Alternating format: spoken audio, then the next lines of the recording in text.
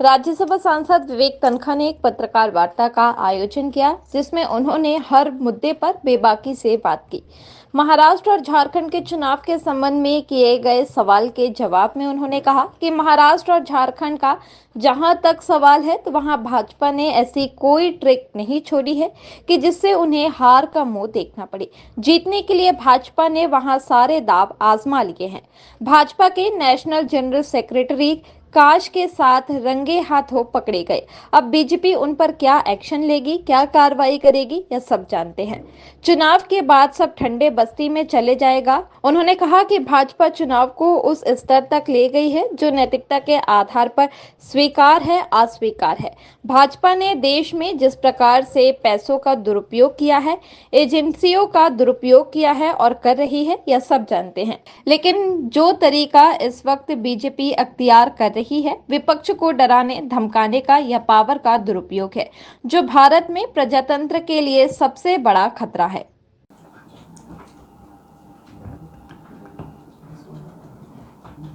देखिए, जहां तक महाराष्ट्र और झारखंड का सवाल है, बीजेपी ने ऐसी कोई ट्रिक जो परमिसिबल नहीं है उसको नहीं छोड़ा है जीतने के लिए। कल बीजेपी के नेशनल जनरल सेक्रेटरी रंगे हाथ पैसे के साथ पकड़े गए। लोगों ने पकड़ा, अब कितना एक्शन होगा नहीं होगा ये तो समय बताएगा। हम वैसे एक्सपेक्ट नहीं करते हैं कि बीजेपी कोई एक्शन लेगी। चुनाव खत्म हो जाएगा, ये कहानी भी खत्म हो जाएगी, क्योंकि बीजेपी ने एक प्रकार से इन चुनावों को एक उस स्तर पे ले आए हैं जो कि एथिकली एंड मॉरली अनएक्सेप्टेबल स्तर है इस देश में। जिस प्रकार से muscle, misuse of money, misuse of agencies, जिस स्तर पे ये मिसयूज हो रहा है, ये अनहर्ड ऑफ इंडिया में था इसके पहले। तो रिजल्ट क्या होगा ये तो वक्त बताएगा कि अल्टीमेटली पब्लिक सुप्रीम होती है, लोग सुप्रीम होते हैं, और लोगों की जो वर्डिक्ट होता है वो सब एक्सेप्ट करते हैं।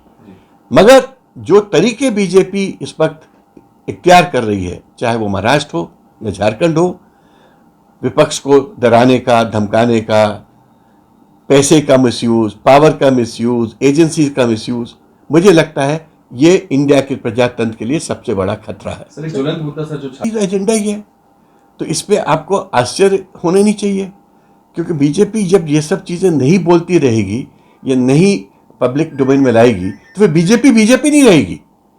हमको तो पब्लिक को यह बताना है कि धर्म बहुत इंपॉर्टेंट है, हम सब धार्मिक लोग हैं, पर धर्म से बड़ा मानवता है, और मानवता से बड़ा देश है, और देश से बड़ा देश की जनता है, जो जनता जनार्दन है। हमको जनता जनार्दन की कैसे हम सेवा कर सकते हैं, उनके एजुकेशन, उनकी हेल्थ, उनके जॉब्स, उनके घर, जी, इन बातों पे हम उनके लिए क्या कर सकते हैं, ये सबसे महत्वपूर्ण है। एक सामान्य व्यक्ति के लिए यही बातें महत्वपूर्ण होती हैं। इसमें अभी कुछ दिन पहले ही तो बदलाव आया है, एक नया वातावरण आया है, नई लीडरशिप आई है, युवा लीडरशिप आई है, और कल उनके आह्वान पे कल हम लोग की मीटिंग है, पॉलिटिकल अफेयर्स कमेटी की, हम सब पहुंच रहे हैं।